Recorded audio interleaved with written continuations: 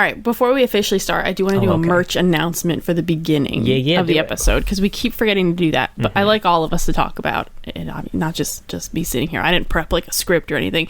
I just wrote merch 4 times in giant bold letters at the top of my docs because I kept forgetting. Just say merch 4 times loud. Just scream merch as loud as possible.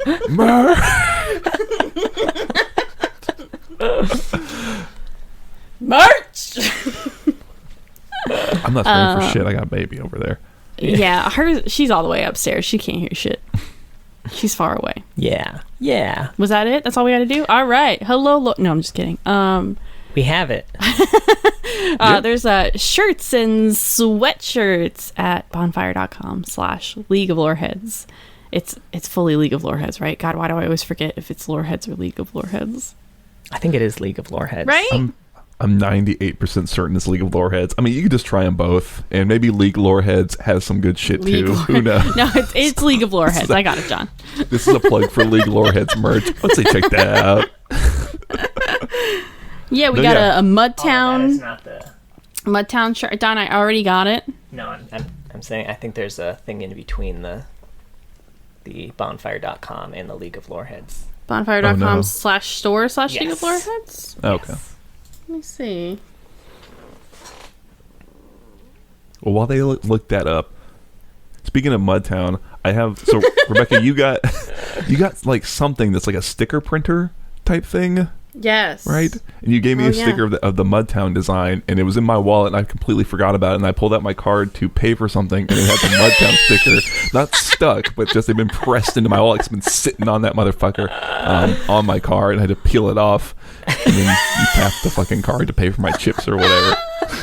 I think the version you have too is a version that John wanted that we didn't put in the store, where the O is a butthole. Yes. Yeah. There's no question about for all it. you out there who don't know, that was the design I was pulling for the Welcome to Mudtown. The O just had it was very subtle lineage. You could barely tell. Very subtle, yeah. Nice 8-point brown star. But yeah, that kind of quality design you can find. Yeah, we've been saying the link wrong the whole time. It's bonfire.com/store/League of Loreheads. Is this why nobody's buying anything? Yes. We're going to say that. That's why. Yeah, you can get a normal boy in Runeterra, or normal girl, or normal person in Runeterra shirts.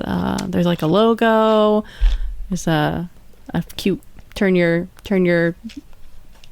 puffed into tuft. What is it? Yeah. Turn your puffed into tuft. You're fluffed into tuft. My God. Winter's Claw. Yeah. Also, if you watch this on YouTube or you watch any of our other YouTube videos, we have officially made partner in YouTube, which means that we can link to external things in our videos now. So our videos are going to start having links to our merch. So if you're on our YouTube, it'll be even easier for you to see. And I'll make sure to put the proper link in the descriptions and start saying it right from now on. Oh, you can just put whatever link. They'll figure it out, right? No, yeah, that's exciting though. The partner thing is exciting too. All right. Thanks. We ready to do the episode now? Yeah. Yes. Hello, Loreheads, and welcome to the League, exploring the lore. Oh my God. Nailed this has not happened since I was pregnant. Exploring the League of Legends lore. Is this the what now? I was going to say the announcement, but, you know. That's why you interrupted me? Yes, that's why.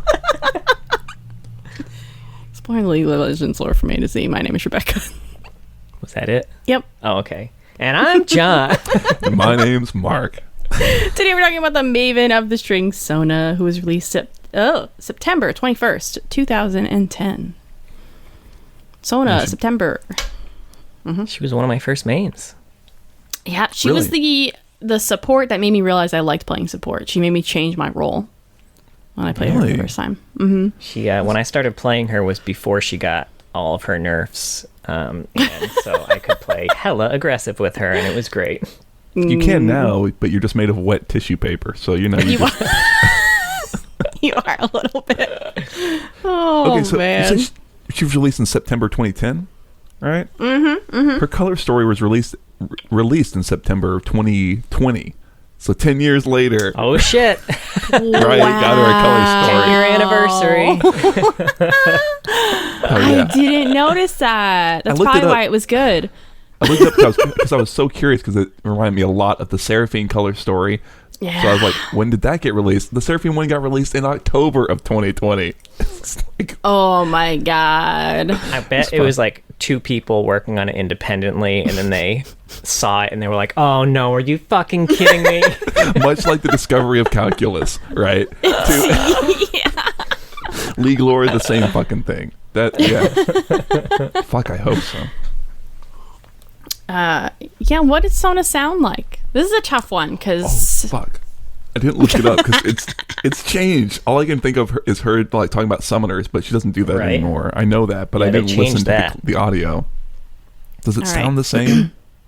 It sounds a little different. Okay, I'll you guys just do your impression of the old one. Even it's probably fine, or you can do an impression of our impressions if you want. Yeah, that's true. I can't do the echoing because her voice echoes and mine does not. I'll add it in post. Thanks, hon. Yeah, when you edit this. I didn't practice this at all. A wrong note is just a happy little accident. Beautiful. Thanks. Okay. Do I gotta go, John? Can you go, and then I'll go. Okay. Yeah. Just keep smiling, and maybe they'll go away. I love her. Okay, so I looked at it. What did she have one? She said, okay. Aw, it's like a little usher. I think she giggles and said at the end of that. I don't know what she giggles like. But I think that's when she places a ward. I bet she giggles like the most breathy, airy little giggle you ever heard. That's just what your baby sounds like when she giggles. Anyway, on the Riot Universe page, Sona has a bio, 2 short stories. Her color story is not on there. This is wild, folks. She has her bio. Mm-hmm. She has the short story that we talked about in the Quinn episode that is just a story about her mom. She's in it, but she's in it. Certainly not a Sona story. Mm-hmm. And then we get an AU short story from Odyssey. That's not short at all. Yeah. Both of those last two are very long. Yeah. And the color story is there. It is linked at the end of the bio, but it's like secreted away. Like you gotta want it to get to this fucking thing. I didn't even know because John had sent us the link beforehand, so I was like, I'm not even gonna scroll down the universe page. No bio here. I guess there was. Well, I mean, it's like they link them at the end of the bios, right? Sometimes. So it's not like story. Champion page. You're right. I usually ignore that because I have opened all the tabs by that point. Yeah, me too. You got to be invested in the Sona story to. I do. I would like to know more. Thank you, Ryan. This is such weird timing, too. We literally just said, man, they've never put an AU story in the fucking universe before. And well, you just said look at me getting slapped in the face 2 weeks in a row. Okay, I think Riot is listening to the fucking podcast because I was complaining about italics, and then they were like, okay, someone go edit the Skarner story quick. They're like, what else were they bitching about? Oh, AUs aren't linked? Fuck you. Rebecca, what sins are you going to be punished for by Riot? Oh, God. We'll find out. Well, let's go through the bio.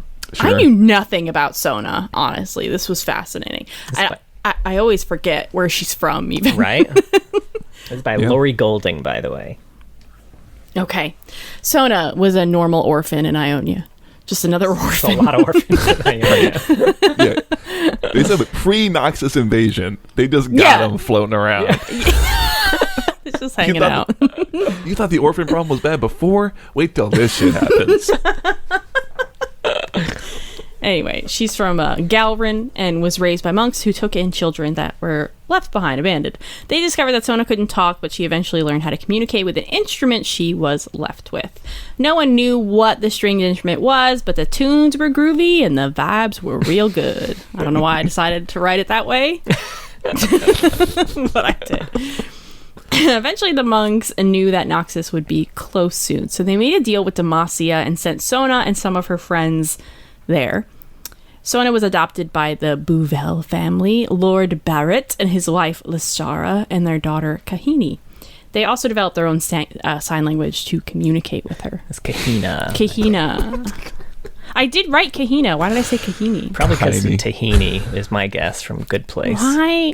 Shut up. Kahini? I didn't even say Kahini. I said that's Kahini. Where my mind went.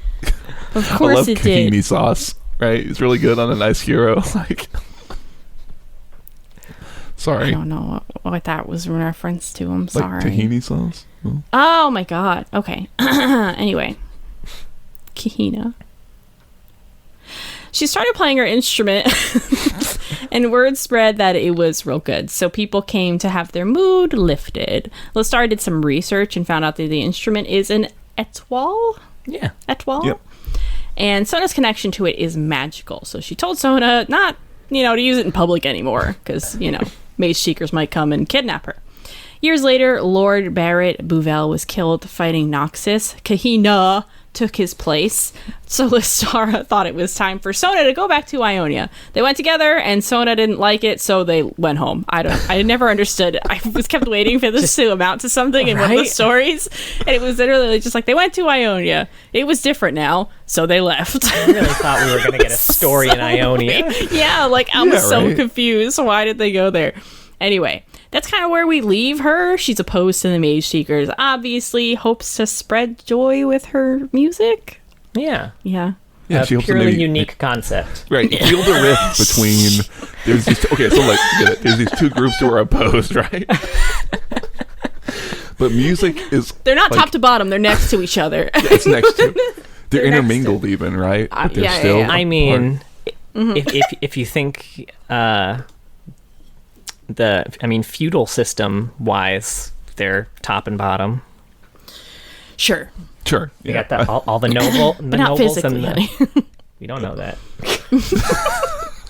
You can't say that for certain. Right? Yeah, this made me extra confused about why they did with Seraphine what they did with Seraphine. I know, Mark. I just said in an episode where you said I don't want to talk about Seraphine anymore. I do want to now. I just didn't want to for Skarner. It's so similar to what they're doing with Sona. Like, if they want another musical champion, that's totally fine, and have one in Zon and Piltover, that's also fine. But why is her thing also that she wants to heal the world with music? Unless you're gonna put them together. Think about every bard you've ever played D&D with. Whatever stupid shit they were doing, all of those are potential options for a musician archetype. Yeah. Bards always think of the dumbest shit. Take one of those. Yeah, it's almost like you could have written one as like a complete airhead, almost like a lampoon on the Sona. Like, Sona's very genuine, and then Seraphine's Riot's kind of poking fun at how serious they take themselves sometimes, or something like that. Who knows? That would have been great. Maybe they are, and it's just way above our heads. Maybe they buried the lead way too hard. Yeah. Right, it's just too big brain for us. The original names were Sona and Sonar, but they were like, it's too obvious. We gotta keep it an S name for sure, but That's a Nar skin for Halloween. He's dressed as Sona. Or big oranges in his chest. Come on. Sonar. Her name should have been Sona backwards, which would be Anus.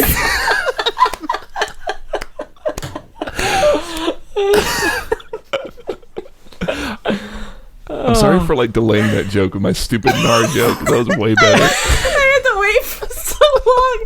I was about to explode with Anus. I don't even know what you said about the Nar. Can we make a t-shirt about that? But the O is No!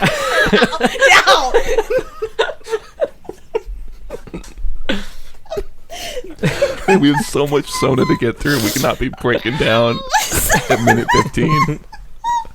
No, because anus sounds kind of like anus. We're fucking children. Anyway, that was Sona's bio. How do we feel about it? I'm fine with it. I wish there was more about her connection with Ionia. It didn't really make sense to me. She literally could have just been from Demacia, but an orphan there who was adopted. They kind of they say one sentence where she feels like she doesn't quite belong in either, and that's a very real thing that people go through, especially when they have to flee a war or something and go to another country. They can't feel like they can't really go back if they've been away too long, but they don't play with that at all.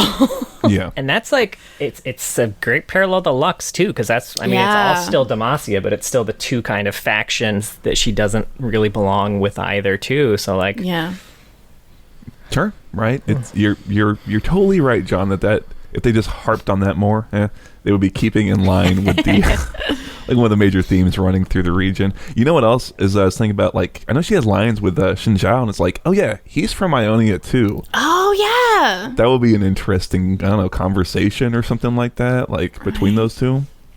Yeah, she really doesn't. I like her relationships here with her mother and her father. We don't really see her with Kahina much in any of her lore, which is disappointing. I would have liked to have seen. They seem close. Like, she's very accepted into this family. They love her. They are, she's welcome there, obviously. Even knowing that she has magic, that does not stop them from protecting her. So she's got great connections, but not with anyone else. Because I was even confused by like where the other orphans went, because she was like she came with a bunch of friends and then we don't hear about them. Kind of in her color story, I think one of them was probably one of her friends. Well, they all had a little bit of magic, so they're all in the dungeon now. Oh my God. Damn. Jesus Christ, John. Shit. Well, then make Sona go rescue them or something. She can make people dance painfully. She can get them. That was cool as hell. That was cool. It will be. Yeah, it's pretty good. It's a good point that it is a little like, well, I don't know. Like, what did she feel about like, those people that she came over with? She stayed and they all went somewhere else. Yeah. Do they stay in touch?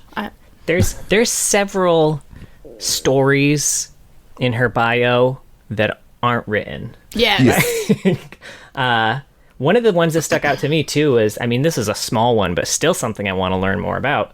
When people were trying to figure out what the étoile is, it said none of the visiting musicians or teachers knew what it was, though that did not stop several of them from attempting to procure it for themselves one way or another. Yeah, I forgot about that. Excuse me? I want to hear more about this. It's kind of like, that's kind of what happens in the old lore, right? Is that they try and sell her shit. So I don't know if that's like a weird holdover. Kind of. They're not like that malicious about it, but it is like you are stealing a musical instrument from a little baby orphan. So it's like, it's not the greatest thing in the world. I thought it was the fact that like her mom just with a little like, she did her own research and she's like, oh, it's an étoile, this hugely like ancient magical artifact that's super rare, and that like I feel like any mage seeker who's like worth their salt would be like, that thing's fucking magic. Oh look, it's an étoile. It's right here. It's in the big book of magical instruments. Yeah, I would like to know how she found, if they're so rare, and more about them in general, what a étoile is, because we don't really... That's probably exactly the reason why Edwin was like, hey, by the way, when you donate your house to be a library, I want to look at the books. And she was like, hey, you can fuck right off. Sure. Yeah. There is kind of a big implied mystery that they don't ever really even touch on in the bio of like, okay, what's a big, huge, like, fuck off thing? Like, where'd you get it? Why does this little orphan kid have it? How is it that she able to use it? Yeah. They play with that also more in the old lore. But it's you know what it is? It's like you said, there's a lot that's unwritten, and Sona's like, she's got a lot of hooks, and they've only got so much like real estate to write. So it's like, I bet you if we got 2 or 3 Sona stories, they would be sure to handle a lot of this, I would bet. Yeah. And another thing, so we talked a bit about wanting to know what happened in Ionia. Another reason I'm particularly interested is because if my reading of the timeline was right, the trip to Ionia happened right after the events in the story of Fragile Legacies. That's kind of when. Yeah. And at that point, her dad had died. I think I called him Edwin. His name is Elwyn, right? The head mage seeker. It's oh shit! I don't remember. There is a D. It's like, I feel like. Yeah, it's like Eldred. Probably it's not Eldred. I like Elrid. Something dumb. I'll get it. All right. But so he was getting more power at this point. It was clear that he was already suspicious of Lestara. And so when they went to Ionia, the situation in Demacia was, I'm probably, like, Sona's fucked. Like, the Mage Seekers are going to be on her real quick. And they both knew that. So I'm really curious, given Why that that was the alternative when they got to Ionia, what was so fucking bad that they were like, ooh, no, what's happening back there? I choose that. Like, I don't know. It's not like, you go back to your hometown and you think it's going to be like the same, but it's not the same because you're not, it's like, it's just like that. The vibes just weren't right. I don't know. I can't be here, Mom. I got to risk being imprisoned, It's Eldred, Eldred. Okay. oh, I think I got it right on my first one then. Nice. Fuck yeah. Calm down. Take that victory lap. Yeah. I think that was pretty much all I had for the bio. Yeah. It strikes me that the bio ends in kind of a weird spot when, by the end of like the color story, there's a more like dynamic spot to end, which is that like, even by the other one too, is like she's abdicated, I assume, her like her noble title and is potentially on the run. I guess it depends on whether or not you think she was able to like, I don't know, memory wipe people in the fucking color story, which seems like that's a more interesting jumping off point than like, the mage seekers are kicking about and Sona's not super big into it, but whatever, don't worry about it. Yeah. It seems like in her color story, she now has to flee. It said she was trying to get them to forget about her friend. I don't think they would forget about her. And they have to know who she is. And they were already suspicious of her. And now Jarvan's dead. Like, it seems like this happened her color story happened all right after Jarvan the Fourth was killed. Or third. Yeah. J4, he's still okay. He's still okay. Sorry, everybody. Don't panic. Yeah. So that's when things really are like, okay, they're bad now. I can't stay in Demacia. And yeah, that is a way more interesting. Where is she going now? Mm-hmm. And who does she have? It's not Silas. Her voice lines made that clear. Not a fan of Silas. Think so. No, that doesn't seem like her approach. Lux. Yeah, absolutely seems right. like her approach. Trying to find Lux. Hearing a rumor that a crown guard is a mage, the crown guard Lux. I imagine she would want to meet up with her. But yeah, I absolutely right. There would be a lot of like, it's like you kind of said, there's already a parallel between them, so you might as well kind of play on that. It is a fun spot. I thought it would be kind of fun if she had become like the proper noble and was doing like a Scarlet Pimpernel or type situation where she was kind of like still doing all the noble like shit up front and then maybe trying to secret mages out.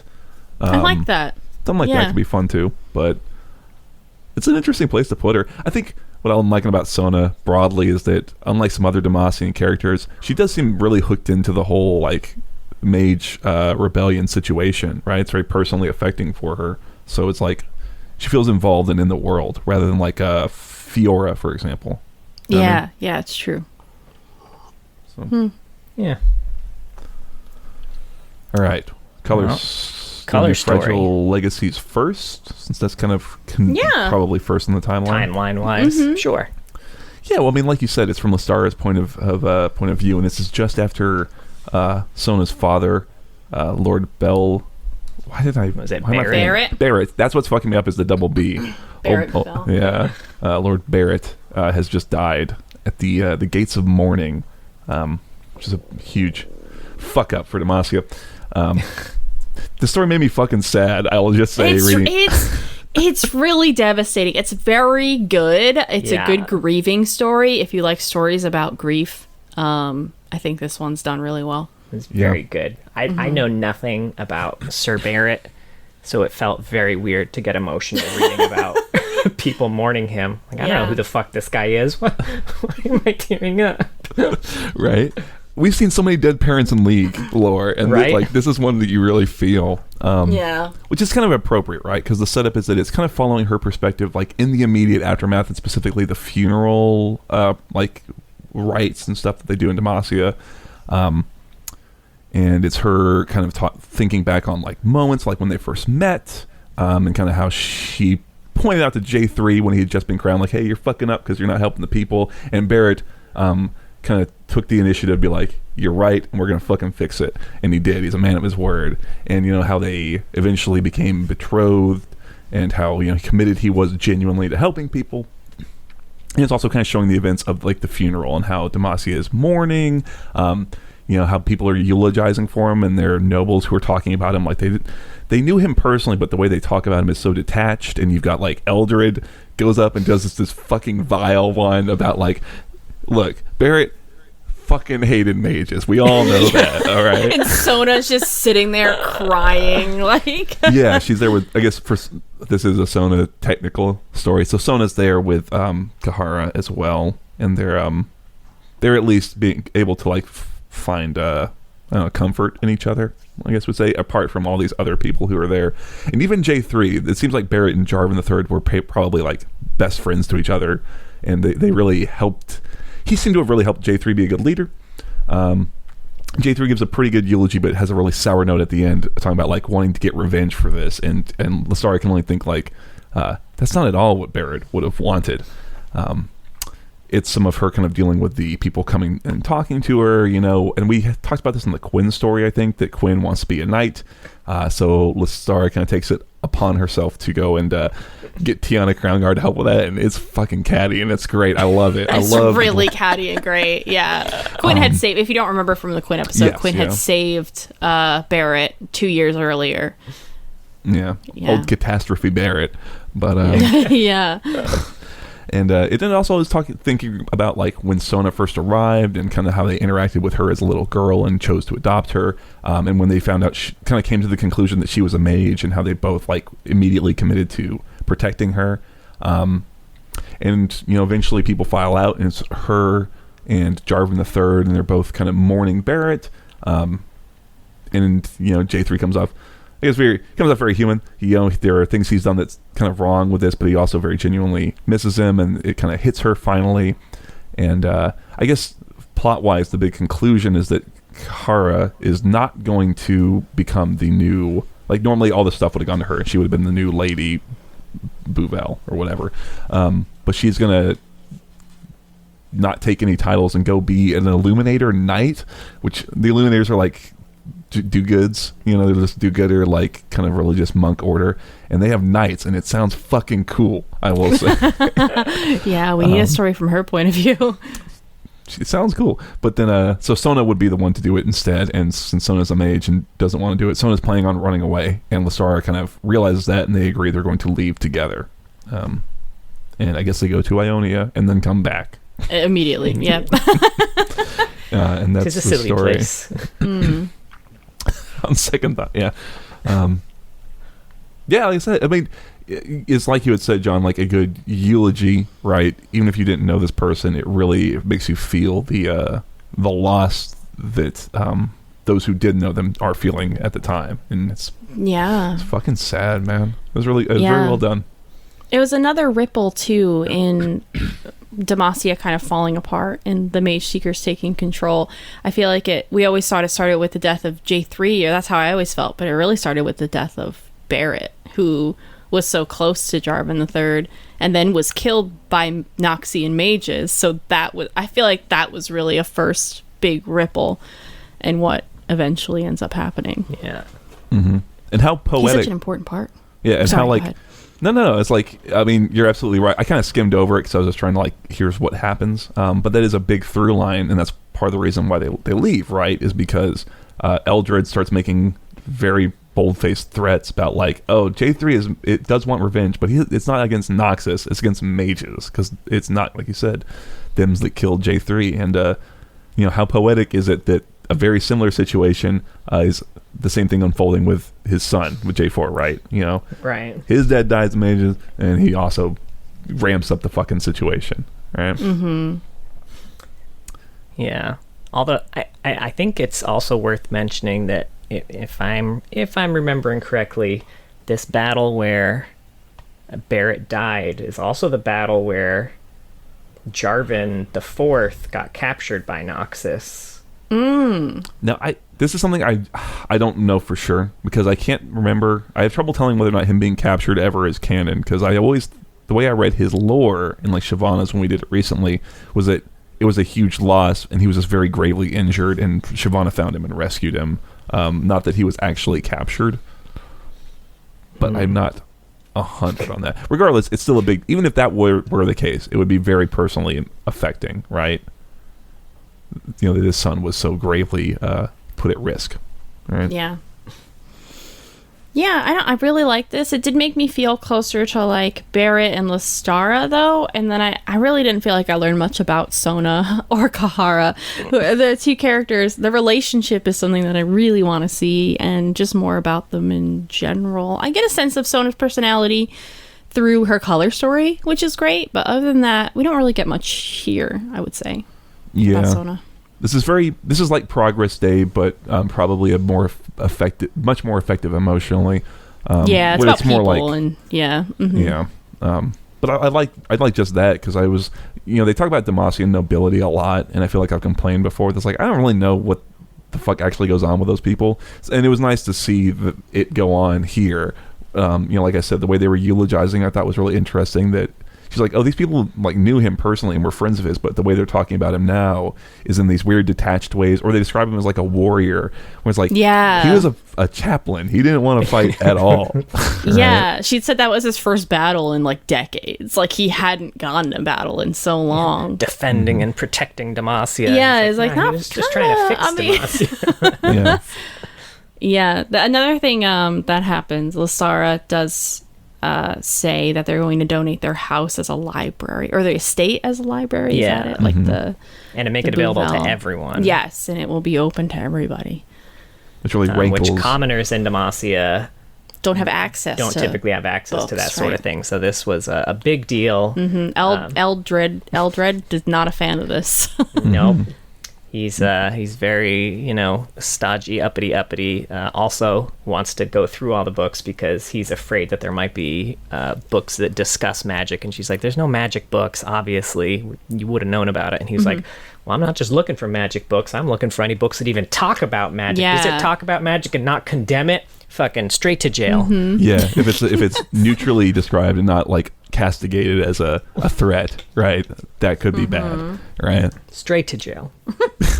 Pass fucking go. Do not collect 200. But yeah, sure. And I mean, right before that, right, is her interaction with Tiana, which was tons of fun because she fucking loathes Tiana. Like she goes up to greet her, and I guess Tiana was the shield captain. Seems like she was in a very high leadership position at this battle, and it was a major fuck up. And now on top of that, she is in line to be the new like grand marshal. She's being promoted. Yeah, right? She's like, I can't even pretend to imagine why she would be promoted after. She doesn't say it, but after such a fuck up, right? Like, yeah. Because she was supposed to be leading that entire battalion, but she stayed over behind there. But she wouldn't have been able to be promoted if she had, so she just put someone else in charge, and then that person sucked. Yeah. I've hated Tiana since our first story with her. I've always not liked her. So seeing someone just absolutely, I'm like, I'm vibing with you so much right now. I know. I've been on that boat, and I feel like sometimes we've come into conflict about like whether or not Tiana's good, but if Lestara doesn't like her, she gotta she's fucking go. evil. She's gotta go. She gotta go. Oh, yeah. She's my like, mama don't like you, and she likes everyone. Yeah, Tiana John got the Bieber quote. That's good though. Tiana hugs her, and she's like, I can't like that. She would even dare to hug me, right? And then she's talking about Quinn. She's like, oh, that's Quinn. She saved Barrett one time, unlike other people. If you saved my husband from death, raise your hand. Not so fast, Tiana. It's like she's subtle without being subtle at all. It's like amazing. It's a lot of fun.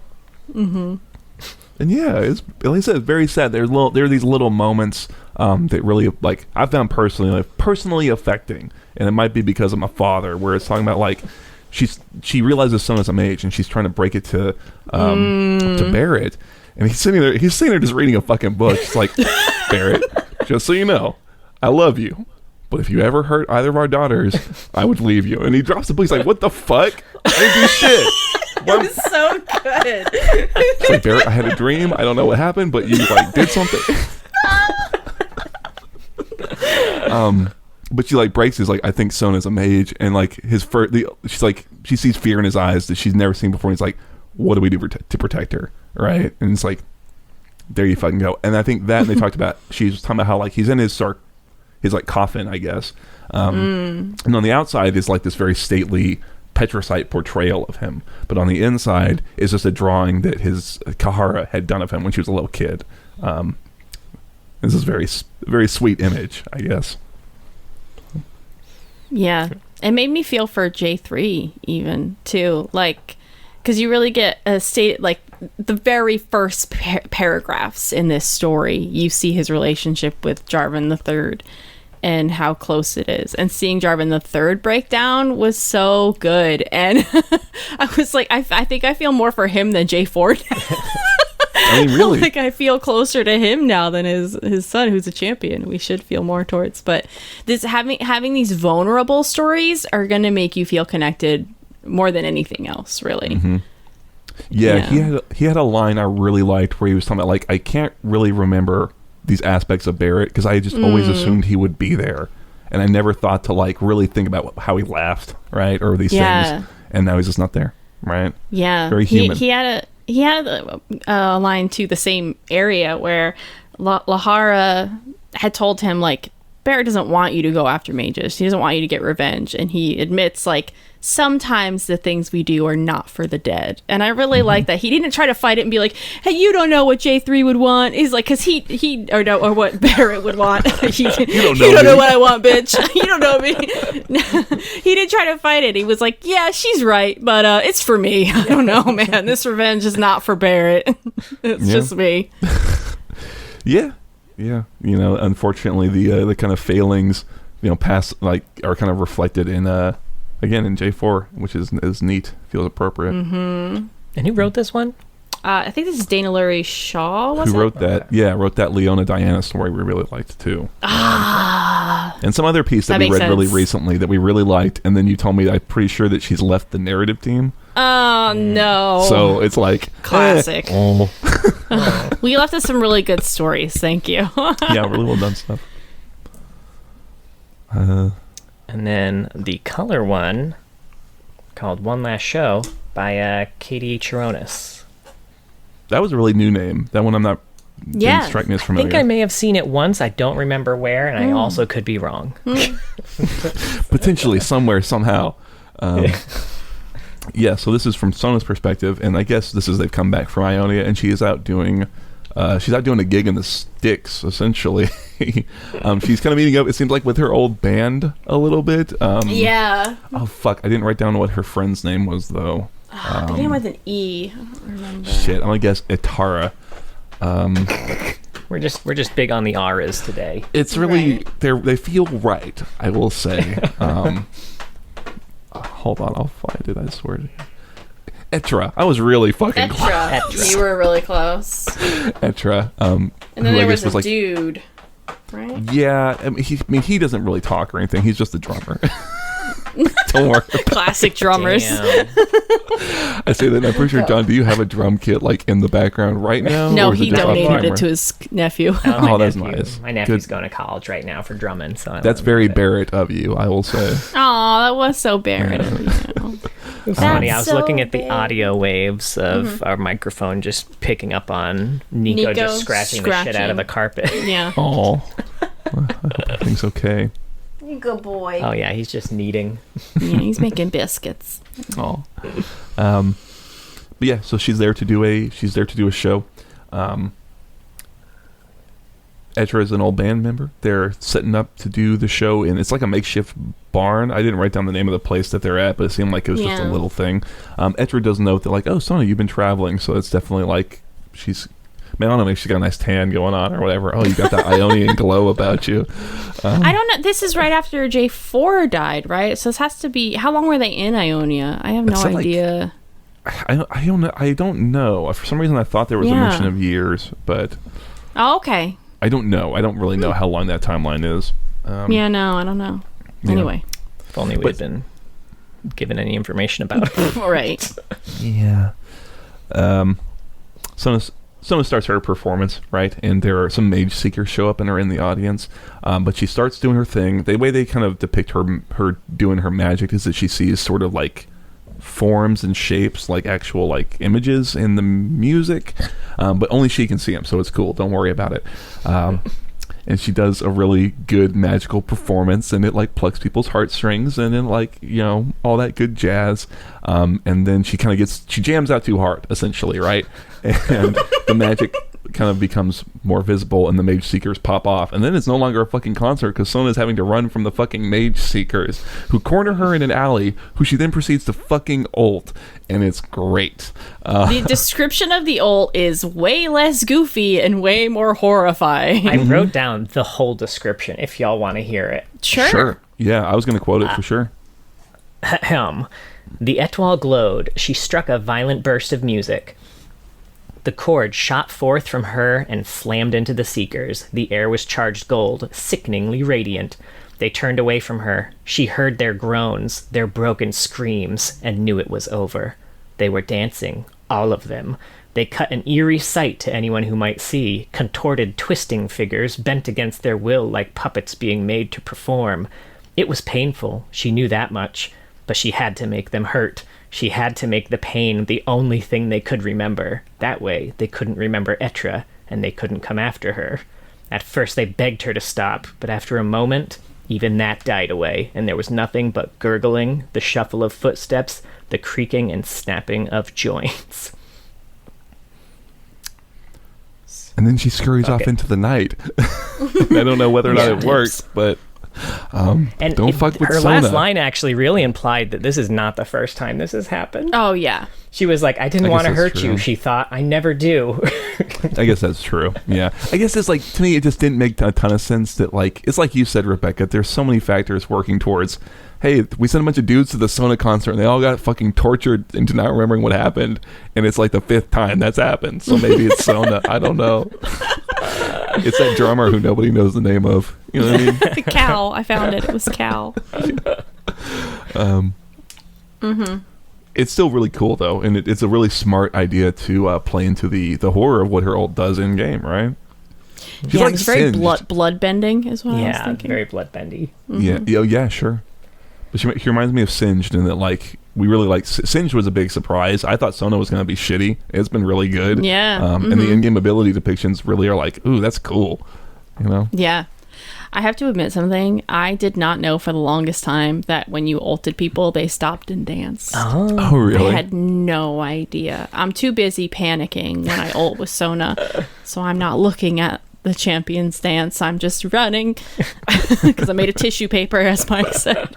Yeah. That's fair. That's fair. There was an interesting detail in this story that I hadn't considered before, but also, like, it doubly probably makes it hard for Sona to kind of function in Demacia right now. She said that she was talking to Etra, and they'd apparently been friends for a long time, so they had their own sign language. They were signing back and forth, and it said specifically she held her hands lower because she didn't want passerbys to see the hand gestures and make assumptions about her being a mage. Yeah. She's like, man, it was already hard enough. Now she can't even fucking talk to people. Yeah, that's a really good detail, honestly. And I guess that's something we missed from the bio is that, like, her and... They developed Demacian sign language. Her whole family did. But yeah, it's nice even in that little moment when she first gets into Etra and they start signing and she's like, oh, fuck, finally I can, like, communicate with somebody. Like, it's so nice. Yeah, I'm curious where she's been, you know? She doesn't seem to be with her mom anymore. That's here. True. Yeah, her mom is missing from this, right? Maybe her mom just doesn't go to the shows. I don't know. She's seen them all already. She's like, honey, I love you. You're a great performer, but I have things to do. You do that weird techno tune or whatever, and I just don't get it. EDM? Is it M? The description of how she plays her music is very cool, too. There's a mention of a woman who... was thinking about her husband when Sona was playing music, and he had gotten sick recently and died, and he used to like hum a song, was that it, or something like that, and she had worked that into the song, and she does that a lot. She works people's like personal feelings into the music itself, and it's subtle enough that they don't notice exactly that's what's happening. It just resonates with them. Again, not to be confused with Seraphine. Look, looking into people's brains and then coming up with songs that are those people, and very different things. This is why I looked up when those two color stories came out, because I was like, who is to blame here, right? And I think it's Seraphine. But look, if I had $1 Seraphine. for every time I read a story about somebody singing a song and affecting the emotions of the crowd, I would have $3, right? Which isn't a lot, but it is weird that it happened thrice. What was the third one? Mama Elodie. Yeah, Mama Elodie. Oh my God, you're right. Design, I forgot about her. Wasn't that supposed to be Sona or Seraphine? All right. Yeah. Weird. That's right. Yeah. Excuse me. I don't know. I think Sona's is more interesting the way she does it. Oh yeah, I like not Sona's. It's not biased, even that I just like Sona more. I actually honestly don't hate Seraphine, but No. I do enjoy the description of it better. Yeah, it's more tangible. I remember that was something that we've talked about a bit with Seraphine, where it's like you're trying to describe something that's really hard to put pen to paper on. This is a lot more like, oh, yeah. I get it. I like kind of like you're talking about that bit with the husband, where it's like not even the tune that he sung, but just the sound of the instrument becomes kind of bassy and hoarse. A little, like his it sounds voice. like him. Yeah. Mm-hmm. This is neat, And Cool. And yeah, it's a great little, like, having the Mage Seeker show up before it even starts. Like, oh, there's this little tension that's running through the whole performance, and the fact that they pull the trigger on it's nice. That it's not just like, oh, she performs and the Mage Seekers are idiots. It's like, no, that's obviously magic. I love the bit she's running and she's like, normally she has the Etwall on a stand, but she just runs and it just floats after her, and she's like, well, fuck it, right? Like, it's so great. This poor thing's been carrying around this instrument the size of her fucking torso the whole time. It could just float by. The things you're doing for Demacia, they don't deserve you, Sona. Just go back to Ionia. You can float your Etwall around anytime you want. They don't give a shit. They don't even fucking notice. Free the Etwall. Yeah, no. Yeah. Take your bra off, so she's not wearing a bra. Have you seen this? Well, you know what? That same Etwall magic just, it's it a new lifts wonder. it up. Yep. Now she's like 20. Right, that's why. Just give her 15 years. There's no Etwall magic that can hold us up. Trust me. Fuck. But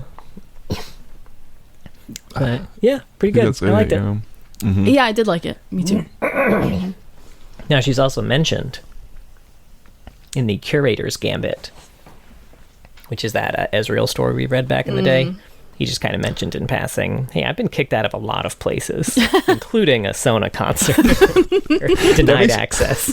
That makes him look so trashy, right? Because those concerts... Barnes. I guess that's true. That's true. How did he not get in? They just let anyone in. He's like, you look 12. Go. Get out of here. Oh my god. You guys want to talk about some old lore? Yes. Yeah. Unless anyone has final thoughts on canon Sona. No. I don't think so. I feel like I've said everything I want to say. I think the only other canon thing, by the way, is that she shows up in Call of Power, the Rise cinematic. Yeah. Oh. That's a weird thing. Yeah, they're working together. It looks like Ionia from the for sure. The video. Rise, her and Rise are in Ionia together. They're fighting a bunch of people. She uses her Etwall to just fucking wreck them. Yeah, although to be fair, in that one they don't dance; they just get raised up into the air. Yeah, I wish they had danced. That would have been a lot more fun. That would have been more fun. Yeah, that is weird. Sona now, dude. Is this why she left? Rise, did you do something? Rise, what the hell, man? What'd you do?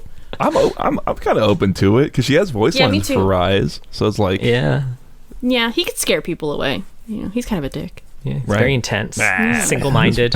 His voice. She was like, I can't stand this guy anymore. Whoa, you don't look like you would have that voice, God. Let's go. That was the first thing I ever heard him say, and I was like, that did not just come out of that man. There's no way that was his voice. I found a weird bug.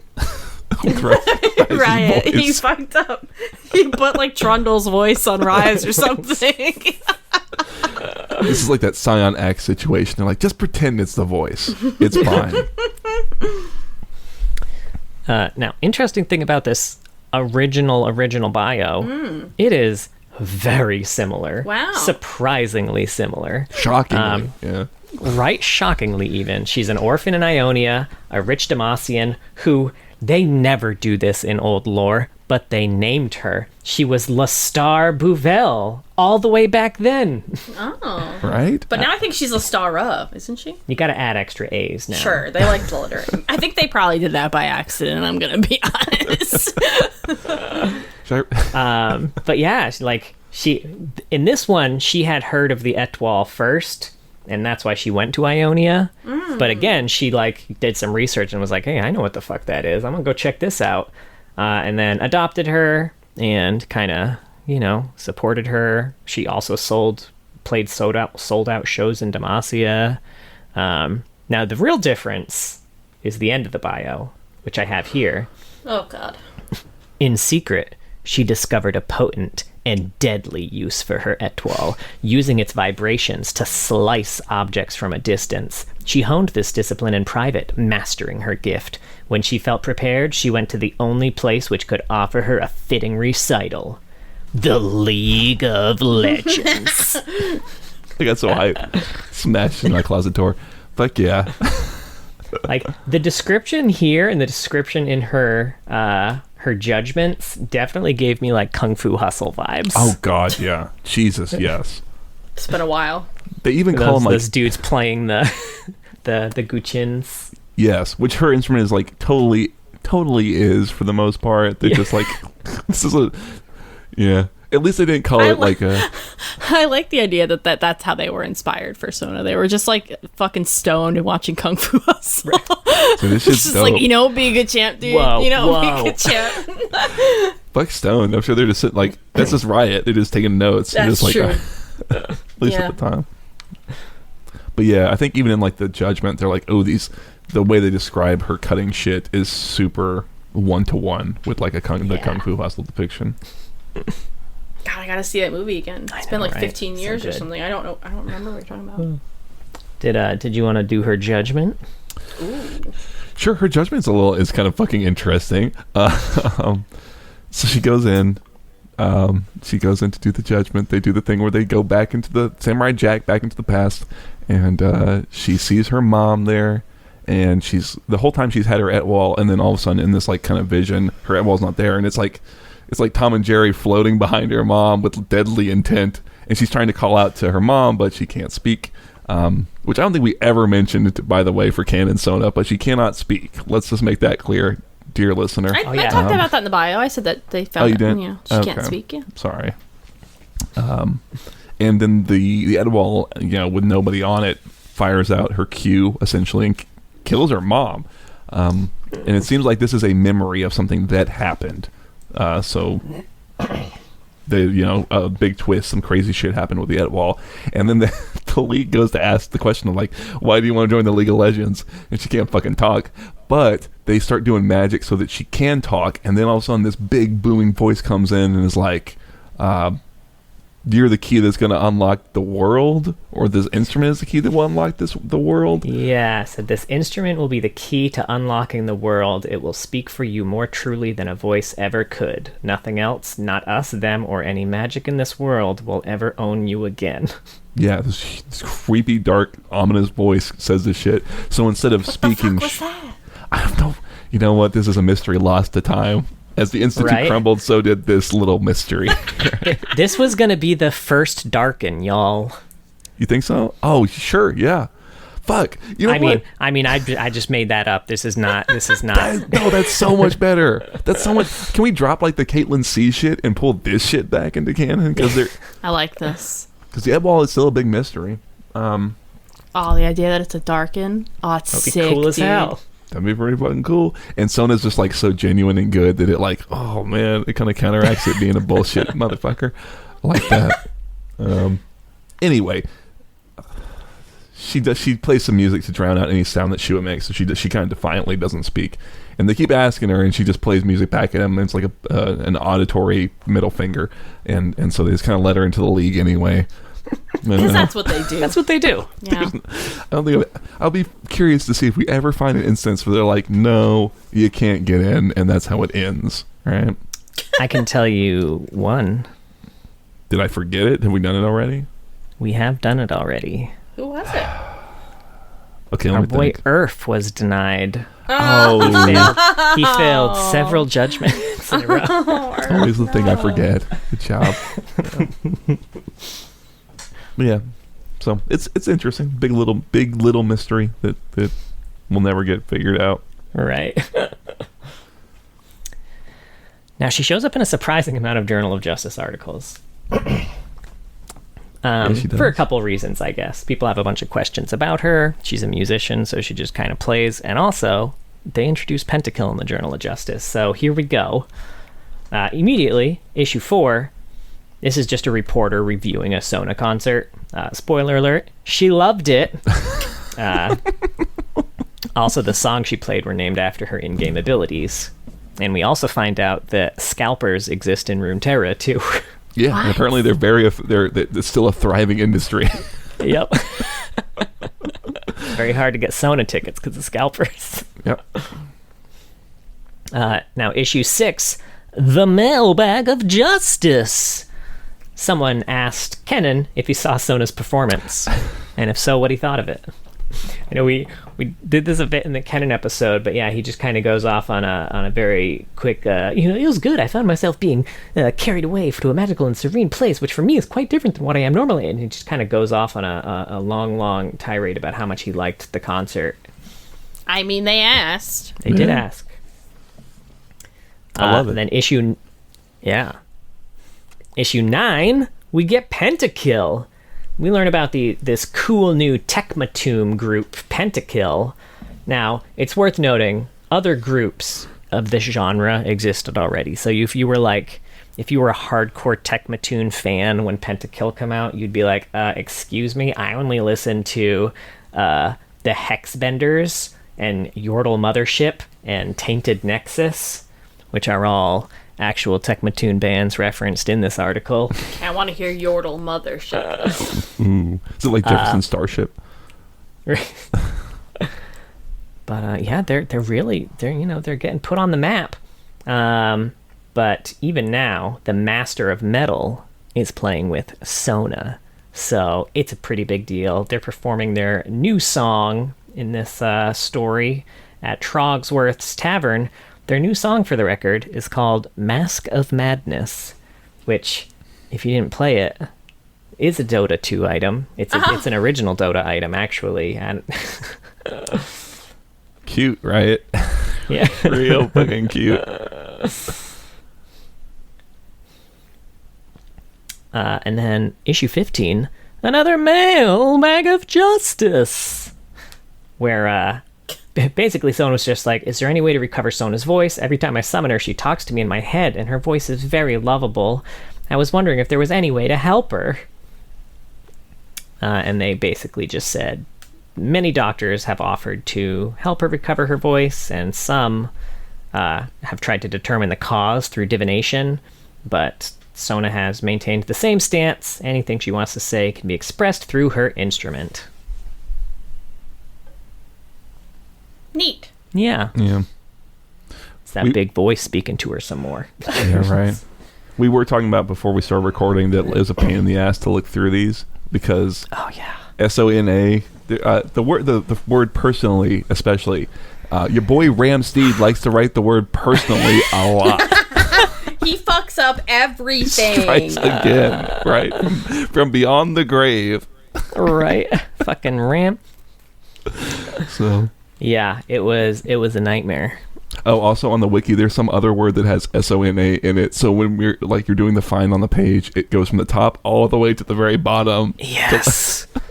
This was the hardest it's ever been to find instances of someone in the JOJ. There is one more too, in issue 23 with another Mailbag of Justice. Oh fuck, I thought that was it. A dude asks why Pentakill only has 2 instruments. and Mord lets him know that they are actively recruiting, but he and Sona are going to have some company soon. And I think they teased the Olaf skin. I think he was the next one in this skin line. I don't think I realized it was just Mord and Sona at first. I always assumed Karthus was there, I guess. It took a surprisingly long amount of time to get a singer? for the death singer to become an actual singer. Yeah, funny, right? Pentacle's Sona skin's so good. Right? That was like her, I wouldn't say her only good skin for a while, but like one of the most unique ones for a while was that one. I'm trying to even remember what She's got like a ton her of skins. Yeah, what her like original release skins were even. Because all I can think of is like DJ Sona and like the Christmas one. Like there's a few that's like, oh yeah, Sona skins. Her release skin was Pentakill Sona. Oh, really? Really? Yes. No, It was also released 21st. Her next one is released a couple years later. I don't remember how to pronounce that. The Guquin? Okay, yeah. Oh, yeah. The Guchin? Guchin, thank you. I'm so sorry. Or Guzhen. I heard conflicting pronunciations when I was trying to find it. Surprising there was a 2-year break, because I always think of Sona as having so many skins. And then after that was Arcade, and then they started getting more unique. But for a little while there... Oh, she must have had the... Sorry, they go out of order. Oh, no, never mind. Okay, so Muse Sona was released with her. She must have been released with 2 skins, because they all came out at the same time, though. Back in the day, they used all to do champions 2. got released with 2. I forget who was the first one to buck that. It was a fun fact at some point, but I already forgot it. I haven't played that one in so long. And then Silent Night Sona was that year, just later that year. Yeah. Okay. I love that one, too. That one's so pretty. Mm-hmm. She's got such good skins. Yeah. All right, sorry. Also, real quick, I forgot about a canon appearance of her. She was also in the Tellstones trailer. Oh, is that canon? The dad's explaining different ways to beat people at Tellstones. When he gets to Sona, he says that you can bait them into carelessness. And I'm not sure what she's doing to bait him into carelessness, but she is sitting there looking pretty nice. And I think the implication is that her prettiness distracted him. Sure. She doesn't have like a deep cleave going on. It's got him transfixed. She normally does. I was going to say she has less of a deep cleave than she normally does. God, maybe that's why he's always like, Splash? oh, she's holding it back for me. She must like me, right? Yeah. I gotta look up her old Splash now. Because I remember that deep cleave. Sorry, go ahead. Get lost so while you do that, because this is still kind of on the topic of canon-ish, some quotes. I have a little game for us to play. Oh, great. And you're never going to guess what it is. I had this idea, but it was 6 o'clock in the afternoon today, and I did not have the effort to put together. God, her Pentakill one. I forgot what this looked like. Her nips would be showing. It was clear Riot didn't know where nips went. They were like, they're under the boob, right? The nipples, we could show the whole thing, the whole front of it. You got to work for it to find right? them. Yeah. You got to want it. It's like a Barbie doll. All right, sorry. Go ahead. Oh, actually, first, she does have a quote that I really like to Fiddlesticks, where she says, "When fields lie calm and winds stand still, run home." Oh. Which is a bit of his theme song. Yeah. Mm-hmm. So neat. Fucking good. I love his theme song. Should I not look at this? And it's clear that was kind of a... Yeah, I would avoid it. Okay. It's clear that that song that is sung is also sung very much in canon too, because when she first encounters Fiddlesticks, she's like, Fiddlesticks, like the song. Oh. Neat. That's cool. All right, so first quote. Is this Seraphine or is it Sona? Hello world, I'm Seraphine and you are beautiful. No, I'm kidding. All right. I wonder what I sound like outside my head. I'm going to guess Seraphine. I'm going to guess Seraphine, too. It seems too obvious to be Sona. Yes. That is Seraphine. Okay. But the fact that you thought it was too obvious means that it sounds like Sona. Yeah, it does. Yes, you're proving the point. What's going to be sad is that I play both of these champions a good amount, and I'm for sure going to fuck this up. I mean, I have played Sona since she stopped talking about summoners, and all I can fucking hear is, what melody will we play? Adagio. Yeah, Adagio. Yeah, what mastery shall we play today? Yeah. Only you can hear me, summoner. Yeah, I mixed them together, but yes. Mm-hmm. Ahem. Haha, I can never shake the nerves before a big performance. That's Sona. I'm pretty sure that is also Sona. That is Sona. Okay. Hear and feel everything. I'm going to say Seraphine. Oh, this is hard, though. I don't know. That's just a wild guess. I was going to say Seraphine. I'll say Sona to keep it different. Let's mix it up a little. All right. That one is Sona. Yes. The right song can soothe the soul. Blah. There's so many S's here. The right song can soothe the soul of a nation. Oh, fuck. I'm going to go with Sona.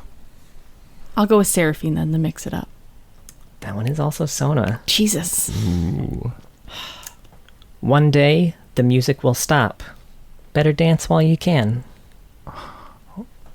I'm going to go Seraphine. Yeah. That one is Seraphine. Okay. Now, I have 2 quotes that are to Jin. You have to tell me which one is Sona and which one is Seraphine. No. Such a perfect 4-4, but also so wrong. Am I supposed to know this person? Is he a fan? Wait, is all the one quote? Or are those the two separate Those are both the quotes. Which one is which? Which one's Sona? Which one's Seraphine? I think the second one's Seraphine. Yeah. And first the one Sona. about 4-4 is Sona. Yeah, second one's Seraphine. I same. It's reversed. First one Sona, second Seraphine. Wait, I said first one Sona, second one Seraphine. Oh, sorry. First one's Seraphine, second one's Sona. Don't fuck me up like that. I feel fucking cheated, man. When I'm on stage, I feel complete. I want to help everyone find that peace. God damn it, they're the same person! This is the most devilish version of this game you've ever put before us, I think. This one's Cled, fuck it! I would love it. I don't care! Shit, I'm gonna go with Sona, because it sounds too Seraphine. I'm going with Cled. All right, it is Seraphine. Damn it! Oh, fuck. Well, we both lose. And 2 more here. A true masterpiece should celebrate living. Sona, we'll go Sona again. Hang on, I'm trying I'm to hear picking C for every answer. It's Sona. Hey, stop it! Stop it! Sorry, that cat's trying to eat the wires. She's trying to beat up John for making us play this game. Seraphine. All right, that one is Sona. Damn it. And the final one, my music warms old souls and soothes hardened hearts. Okay, I'm going to go It's my Seraphine. greatest joy. Sona. I'm going to go Seraphine. Before you even finish the Sona. Fuck. I don't even know who got what. I should have stuck with my girl, man. That was rough. That was God damn. Yeah, well, I mean, you said it at the start, Rebecca, or I mean, both y'all really. You can have 2 Magic music champions, but they make them a little different in some sort of Can you specific make them way. have a different goal? Can they just have a different goal? How about one of them's just more of an asshole, right? Or more selfish or something. Right, yeah. Why do they have to just be pure souls, both of them? Just make Seraphine a dick. Who cares? Yeah. People already hate her. Yeah. Lean into it. Fuck. Yeah. Right. Yeah. Just be like, Mo, haters gonna hate her. People don't say that would be anymore. great. God, you would. Oh, God. She's like, oh, God. She's that's great. She's just like, She'll say, haters gonna hate. Give her back her Skarner voice lines. Oh, yeah, fuck Give her it. more. She's using them on purpose. Yeah. She's like, I love eating souls or whatever she does. Yeah. Just like man, if the Riot Twitter started shitposting memes of Seraphine just completely stepping on Skarner and shit, just like, yeah, that's all her voice lines are only about fuck the Bracker. I would kind of respect them for it. Right? I got a handful of AUs. You want to hear them? Just a handful. It's a little bit more than that. Say 2 handfuls. I know her skins very well, but I still want to look at them. We got Lunar Revel to start it off. It's time to look back, to celebrate with family and friends, to join together and remember all that has happened, the good and the bad. And as the fireworks light up the night sky, we look forward to a new year filled with wonderful memories with the ones we hold dear. This one is Gushin Sona, which has no lore. Oh, okay. This must be one of the first. It was a pretty early one. Right? Yeah. Then we have Arcade. Arcadia, home to the server's most competitive arcade gamers and justice-driven NPCs. Here, the heroes always play to win, and that means overriding the battle boss's corrupted code, even with the odds stacked against them. Victory won't come easy, but seeing the surprise on the boss's faces after an incredible outplay will totally make it worth it. This one's Arcade Sona. Being forcefully transported from the real world to fight an army of evil arcade game bosses, that's no sweat for Sona. She was the first person to beat Keyboard Solo 4's Ultra Solo Game Mode on Nightmare difficulty, a feat that, by the developer's own admission, should not have been possible. Huh. I didn't realize she was like a gamer, like one of the gamers who got pulled into the game world, whatever. I assume I remember this skin coming out. It was really exciting because it was one of the early ones where like the graphics were all very different, and I feel like they weren't doing that a ton yet, and they were like really different. They looked nice. They still look really cool. Yeah, like the 8-bit kind of style, like her. And I think this was the first one too. After Riot stopped giving the Riot skin codes, like the Riot Nasus, Riot Graves, all that stuff. If you saw them at a live event, I'm pretty sure the Arcade Sona became the new PAX skin. Or no, sorry, not the Riot ones. The old PAX skin, so PAX Jax and PAX Sivir, they used to give those skins away if you saw them at PAX, but then they couldn't sell them. So then they changed it. So now they give away Arcade Sona at events, but they can still sell it. Yeah, I remember I had a ton of Arcade Sona skin cards, actually. Gosh, yeah. Is that still the skin they give away, do you know? Is that a fun fact? Just arcade ones? I think they had swapped it up even by the time we left. I think there was a different arcade skin they were giving away at that point. Yeah, that would make right. sense. Yeah. Misfortune, I think, actually may have been the new one by that point. Next up, we got Riot Records. Sure, it's about sold-out stadiums, the high-fashion swagger, the cheering crowd, but it's also about speakers cranked so loud your ears ring like they want to sing along. About hot stage lights, pounding bass, and the steady rhythm of the drums. It's about the adrenaline high, igniting you from the inside out. This feeling, this is music. Now this is DJ Sona. This was also a really big deal when it came out. It was very real. Feel the bass, hear the beat, let the music move you. And this has a little cinematic called Ultimate Concert, where DJ Sona's just kind of like fucking playing the music from the skin. Is pretty cool. It was great. Yeah, I remember that one. Mm-hmm. I mean, there's some fun facts about this skin. Oh yeah, I'm sure. Okay, then I'll save it. So she has a combined over 3 hours of sound effects, music, and voiceover specific to this skin, making her the champion with the most sound files on this one. Wow. And Sona's teammates can opt in to listen to her sound track from the scoreboard if they want to hear the music that she's playing. And also, I have not confirmed this. I think she might be the only one who shows up in Riot Records twice in 2 completely non-connected things, because Pentakill is also part of Riot Records. Sure. Is like True Damage and KDA a part of Riot Records? They are. And I know that Akali's in both, but she's the same person in both. DJ Sona is definitely not. Yeah, that's a good point. Yeah, I think you might be right. Yeah. So using Crescendo for the first time, when you get your ultimate unlocked on this skin, will upgrade the theme structure of all of the music that's played. It'll like add another layer to the music. And then using it when you get level 2 ultimate will add kind of we'll get the song closer to its climax. And then once you do the level 3 one, everything becomes more dynamic and intense. I never knew that. Yeah, I think for a little while this did not.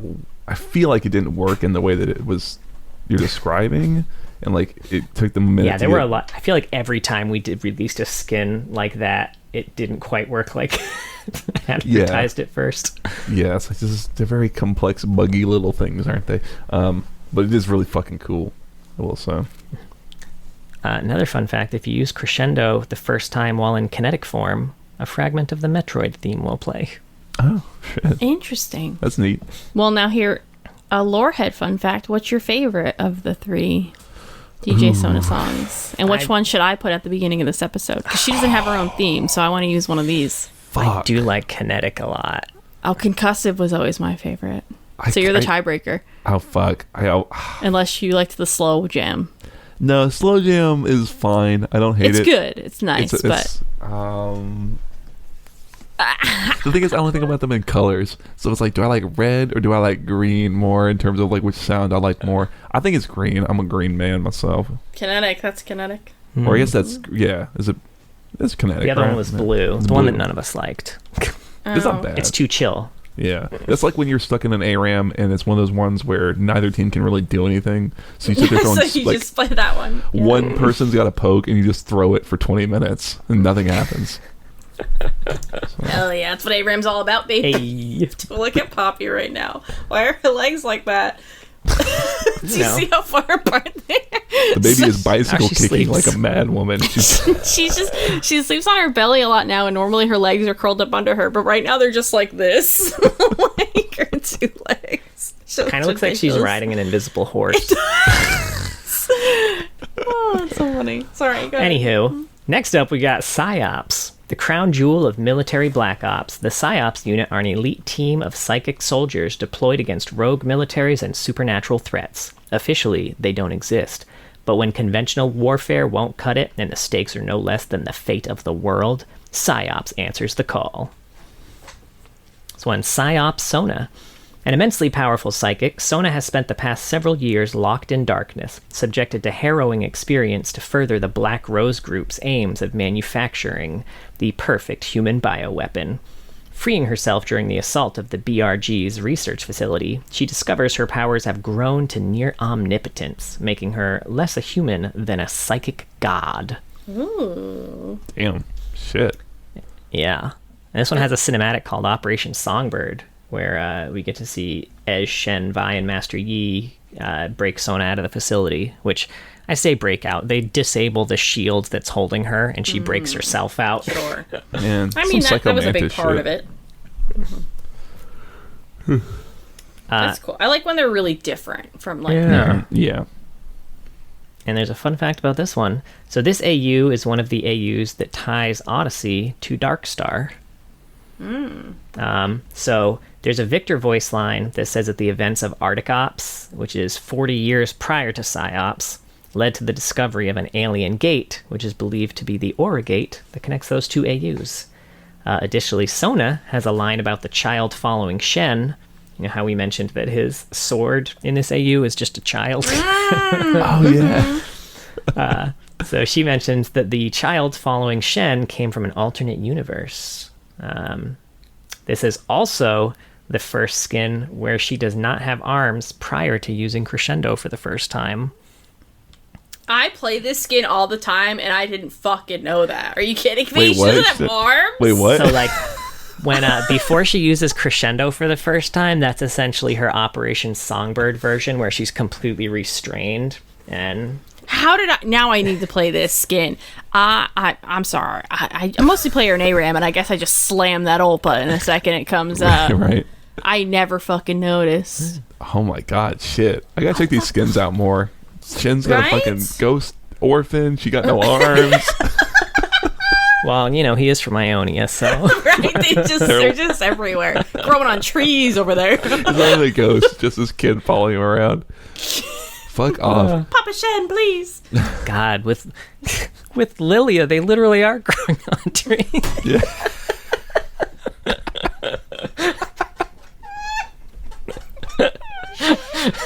They need to start growing parents.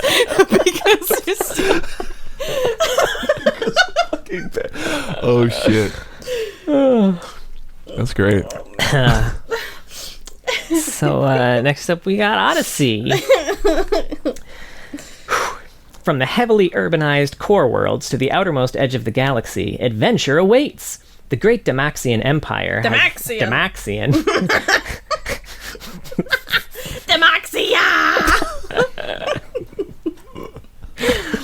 has laid claim to almost every inhabited system.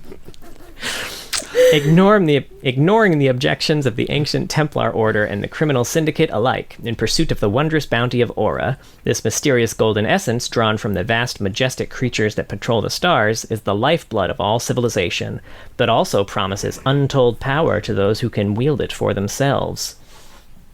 This one is Odyssey Sona. Once a member of the Templar Order, Sona was born with the ability to commune directly with Aura and the creatures from which it's harvested. More recently, she has sought out Yasuo, troubled captain of the Morning Star, and joined his ragtag crew, hoping to avert a disaster that could destroy the entire galaxy. Oh no! Yeah. And this is where the lure story that's linked on Universe comes in. Which, like we mentioned, is mostly a Kane piece. Yeah. I think we mentioned in the Kane episode, but just in case we didn't, the writer, Dan Abnett... But it's okay to say it again in case I didn't hear the Kane episode. But I'm just saying you're so thorough and you must have mentioned this. The writer, Dan Abnett, also wrote for Guardians of the Galaxy. So if you notice tonal similarities, that's probably it. I didn't remember that from the Kane episode, I will say. Nice. I honestly don't think you mentioned that. I'm just throwing Rebecca under the fucking bus. Throw me under the bus. It's fine. Now, for Sona's part in this, basically just Kane is trying to get information from the Templar Order, and he's trying to question her. It's going as well as you would expect. He was getting upset, and he was going to kill her because she wouldn't talk to him, and then the wall was blasted open because of a spaceship fight happening outside. After that all gets cleared up, he goes back for more questioning. She still won't answer his questions for some reason. He's going to kill her again, and then at this point he has Rost already. And Rost is like, no, she's too valuable to kill. Keep her. So then later in the story, they're taking all the prisoners away, and he tells the guards to take special care with Sona because she's very valuable. That's the only time she shows up in this story. It's a very long story. Yeah.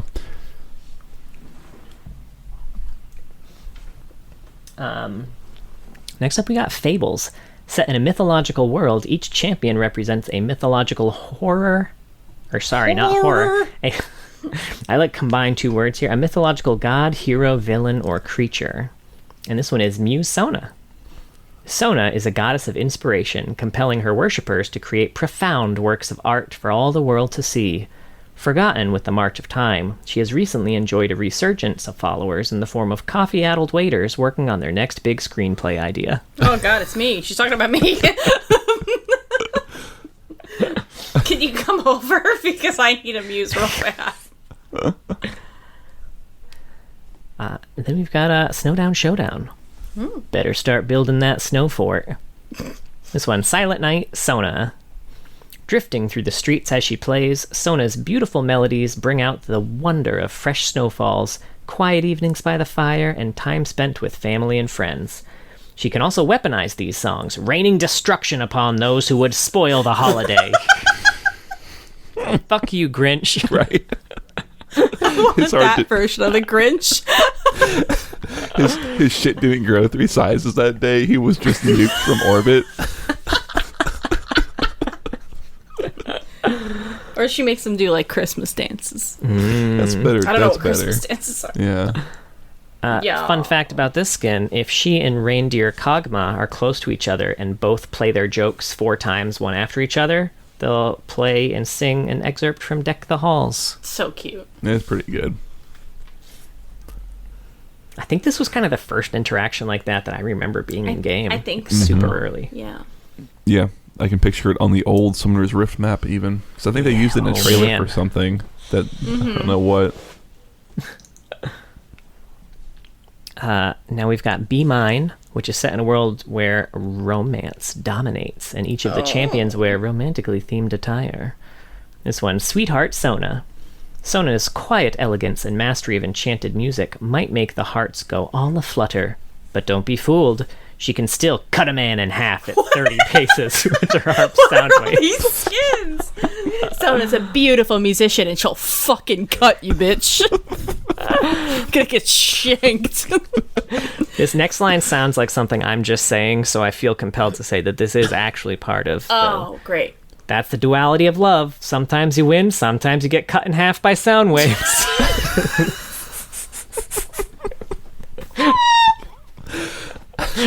You were Where's so that Valentine's card? You were so right to give that warning. You really were, because that's some shit you would say. Are you sure you didn't write that, John? They didn't hire you for that one? Because Because I think you've said almost that exact sentence to me.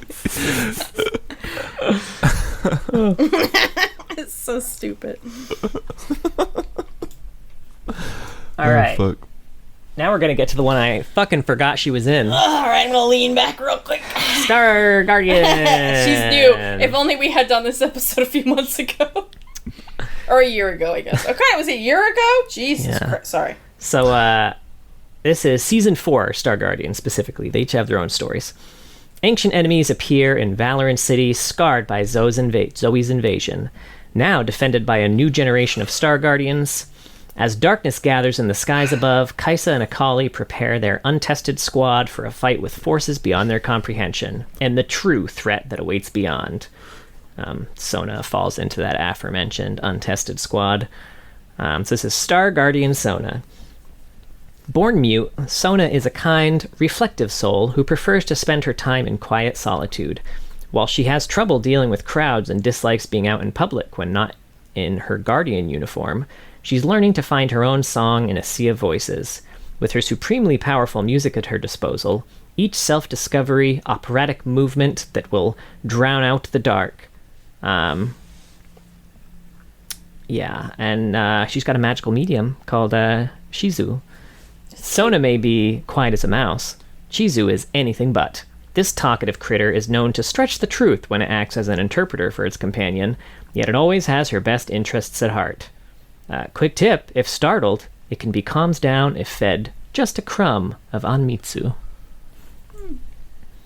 There are several times where he mistranslates Sona in here to get extra snacks and shit. That's funny. What type of animal is he? A mouse. Oh, he's a mouse? Little mousey. That's neat. And there's a cinematic for this kind of. So in Everything Goes On, she is kind of at the very end. Kaisa's whole team is there to kind of pick her up at the end of that song, and she's one of them. She's actually specifically the one who reaches her hand out, so even more important than the other ones there. And then visual novel. This is called Another Sky, and she's on the team. That's for sure. In terms of specific plot points that aren't tied to direct conversations with her, she plays Valorant with Echo leading up to a big battle. Oh. Just a little plug for Valorant there. I know, right? So in terms of character interactions, Kaisa notices she's always late and asks why. Chizu reveals that during Zoe's invasion, Sona lived in the district where the battle was the worst, and the sounds of destruction were deafening. It overwhelmed her. She was paralyzed as she watched her neighborhood turn to rubble.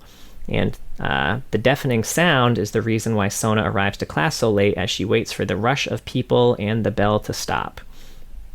So as Kaisa contemplates how to help Sona, the city's attacked by a monster. Oh, no. So Kaisa decides they should take it on with Sona. Sona thinks they should call in others, but Kaisa's like, nah, you're strong enough. We'll just call him if we need him. Chizu then explains that there's more to Sona's story. He reveals that during the invasion, Sona would have been crushed by rubble, if not for the bravery of a boy who pushed her out of the way. And fun fact, this boy is Echo's friend, Clagor. Who ended up being crippled by the falling rocks, and yes, it was an arcane reference. Damn. Shit. So if she had the power of the first star then, she's thinking maybe maybe that boy wouldn't have gotten hurt to save her. So Kaisa tells her that even though she couldn't help him then, that doesn't mean she can't help people now, and that being a Star Guardian doesn't make one brave, but being brave is what makes one a Star Guardian. The sounds of battle begin to overwhelm Sona initially, but Kaisa realizes that Sona shouldn't try to focus on one sound or try and drown them all out. Instead, she should listen to the music of the city. Then Sona realizes that all the sounds are part of one big symphony, and she begins to hear it. So after defeating the monsters, Kaisa congratulates Sona, tells her that she will be there for her, but on the day she feels overwhelmed by the sound, to take it one note at a time. Just imagining part of like that beautiful song of the city. There's just some guy like, fucking Diana, get in the fucking car right now, you fucking bitch. Wait, please shut the fuck up. Wait. There's people like pissing on the streets. Not every symphony is good. Oh my fucking god.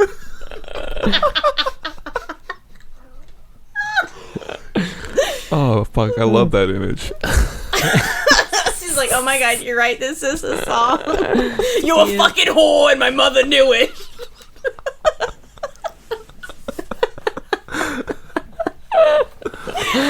Sona, let's get out of Jersey. Let's try this again somewhere else. Hey, watch your fucking mouth. That was New York. Fuck me. Whew. Shit. Anyway. Oh, that's Star Guardian. That's Star Guardian Sona. She's great. She's so cute. I was gonna say I liked how her story was very tragic. Man, she has sad stories all the time. Right? Oh my god, this one's really sad. Yeah. But all I can do is Tiger laugh. can't catch a fucking break, man. No. Next up, we got Pentakill, which is the last one. In a world where, and this is separated into Pentakill 1 and Pentakill 3, because the first album, no, actually, it's the second. The first album and the third album have kind of all their own plot and shit. Second one kind of was just an album. Sure. In a world where heavy metal reigns supreme, Pentakill are the undisputed masters of melting the face right off your head. 6 members, 2 pentaplatinum albums, and the chrome-fisted fury of the god themselves. It's time to rock. This one's Pentakill Sona. Never tell Sona of Pentakill that keyboards aren't metal. Her instrument is filled with living barbed wire and a sonic scream loud enough to bring other, lesser musical genres crashing to their knees. And you get to see this in the Yordle cinematic. Mm-hmm. Yeah, I guess I didn't think about the fact that was like living barbed wire inside her instrument, but that's pretty fucking metal. Pretty fucking metal. Very Silent Hill. Yeah. So each person kind of has a recruitment blurb in Pentakill. So it says, after arriving in Valoran and reuniting with Mordekaiser, the 3 headbangers scoured the lands, butchering all within ear's reach with their demonic tunes. But they met their match in Sona, who, through years of silence, had attuned her hearing to withstand all manner of metal. Impressed with both her resilience and her ability to tear up her keys while covered in blood, the 3 offered Sona a place in their band, and thus, Pentakill Sona was born. With her in the band, the group's destruction amped up significantly, and soon only the frozen Northlands harbored humanity's last stand. The monolithic colossus that is Pentakill was almost complete. So each of these kind of had a little, I think, newspaper article, too, where they asked the band questions, or just had statements, it seems, because one of them said, there are champs like Twitch and Sona who don't require much skill, and then there are champs like Azir and Rise who are practically impossible to play. What do you plan to do to bridge the imbalance gap between these champs? And Sona responded to this in Morse code. And in all caps. If you translate the Morse code, it translates to, what the fuck did you just fucking say about me, you little teeny bopper? I'll have you know I play at the top tiers in solo queue, and I've been involved in numerous sold-out shows for Pentakill, and I have over 300 confirmed assists. I'm trained in Etwall warfare, and I'm the top support in the entire League of Legends. You are nothing to me but just another assist. Classic. So what are they going to do to bridge the gap, though, between these easier play champs and these higher skill? There's only one person I know of that can bridge a gap, and it's through music. Only one? There's at least 2 with League of Legends. Now for Pentakill 3, in a realm consecrated to dark and uncaring gods, where mortals clash in ceaseless, bloody sagas of metal, one band rose above all others. Pentakill, chosen of the noisome host, now revered in temple and arenas across the land, their supremacy has been absolute, though a time of change is approaching, and the cycle may soon begin anew. This one is Pentakill 3 Lost Chapter Sona.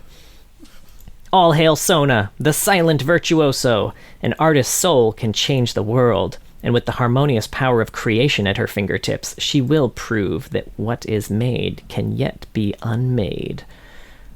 This one has that like crazy live digital concert that they put on with the dump truck. That's all I think about with Mordekaiser now.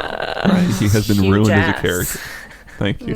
Or made better. Or enhanced. Now, her recruitment on this one, Sona was consumed with the desire to craft soaring symphonic rock operas and tour the grandest temples of the world and elsewhere, but no acoustics were powerful enough to satisfy her need for the most cosmically resonant sound. So Sona took a ship with the doomed crew of the Serpent's Feast to a series of volcanic islands and began to sculpt the island with sonic brutality. There she unleashed the music of creation. So powerful were her notes they traveled between worlds and sank entire continents. Indeed, a planned gig in Atlantis had to be canceled. Just play music, calm down. What the hell? I don't have this one. I need it. But yeah, those are all the AUs. Yeah. Solid. I got a few fun facts. Nice. Good job, Penny. So, Sona's voice by Aaron Fitzgerald, and classic Sona's voiceover was updated along with the release of Psyop Sona. Solid. Hey, that's fine with me. Sona, Zed, Garen, and Vi were targeted by Deadeye, which is Jin's working name, in his teaser. After Sona was shot, her champion icon in her League of Legends website page and champion list were updated to a GIF with what seems to be butterflies floating past her through her throat, kind of like butterflies made of smoke. Now, do you have a fun fact about how this image specifically caused huge fucking problems for Riot in various regions? Ooh, I don't. Really? Yeah, this was... I remember they were talking about, like, so Riot would, like, be like, hey, look, here's some problems we ran into in the past. For example, this is a guy who's a sports player. We used his image. We got fucking sued. Things like that. This one was a big problem because, like, there were some places that interpreted it as, like, dealing with smoking, which can affect your rating, your age rating, and could affect them being able to be published in certain regions. What? Yeah. Now, how wild is it that if they just explained, like... oh no, someone's not smoking. Someone was shot through the throat and the smoke from the bullet is coming out their mouth. They'd be like, oh, okay. That's fine. As long as they're not... That's good. I don't make the rules. But yeah. Wow. Yeah, it was a very interesting little story. Her atwal is an ancient musical instrument that was made thousands of years ago, but we don't know specifically when. I wish I did. Let's see. Her adoptive father... oh, no, never mind. I got that one already. Her adoptive sister, Kahina, introduced Lux to the Illuminators originally. Yeah, that name was familiar from, I think there was a version of the Lux bio that was just like like the previous version that was a little different, and Kahina shows up there. Right? Yeah. Yeah. So, you know, maybe working with Sona, maybe just unintentional, just doing good. Yeah. Jin sees Sona as an art rival, stating that his form of art leaves longer, more lasting imprints. Sona does not know who Jin is. I love this idea. That's fun. She's like his secret rival, and he just doesn't know. Do you ever have one of those? like on social media, they're like, "You're my nemesis. You have no idea who I am." Oh, does that mean he hates Seraphine too? He probably doesn't know about Seraphine, but he goes to. Maybe he does actually go to Seraphine. Yeah, I was gonna say. Yeah. He hates Seraphine. Maybe Seraphine hates him, and he doesn't know who Seraphine is. And then he doesn't know who the fuck she is. And Sona hates Seraphine, and the triangle is complete. Oh, but they all need to come together with love. Yeah. They could change him. Jin just needs to... Mr. Jin, could you please stop?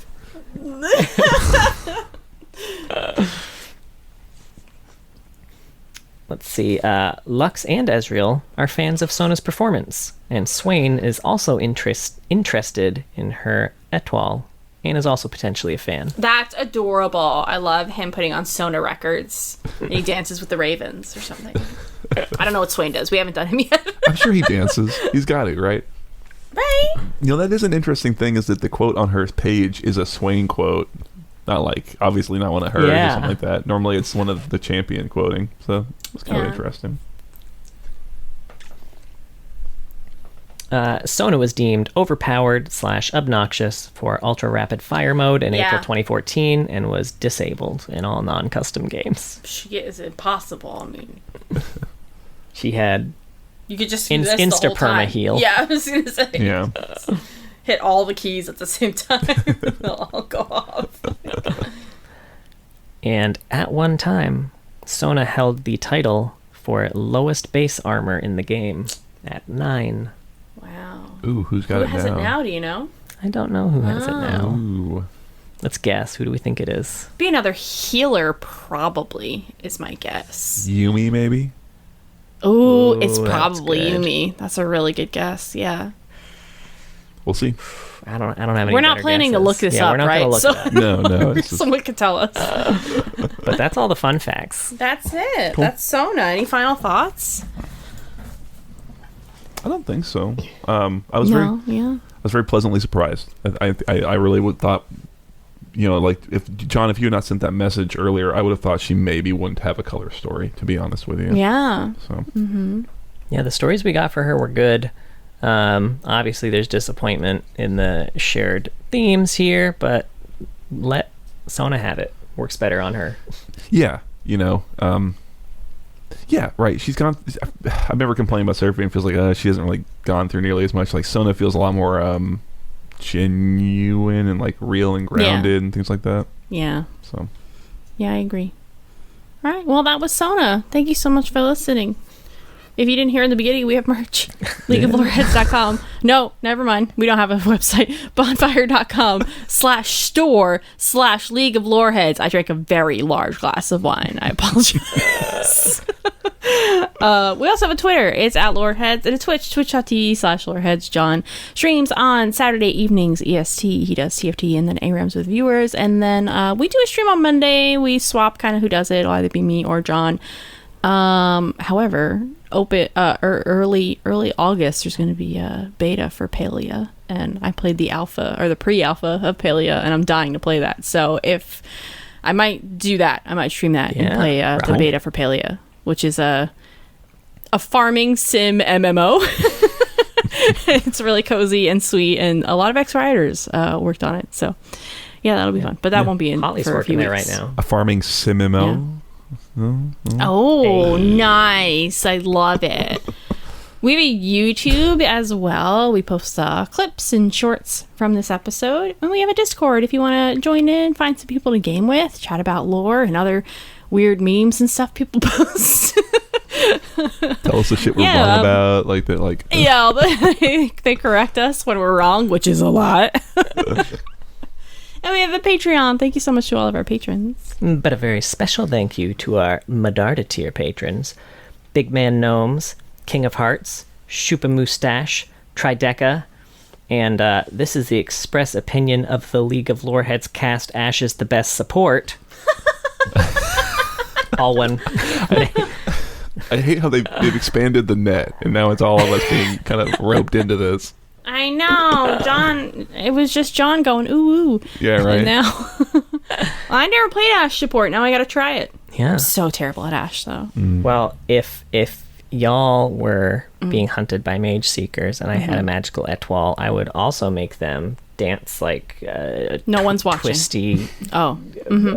People marionettes to.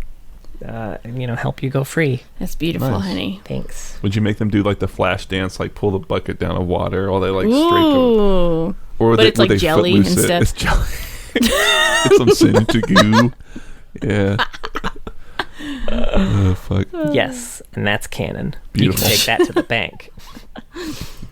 Great. Well, please join us next week as we talk about another healer, the Star Child, Soraka.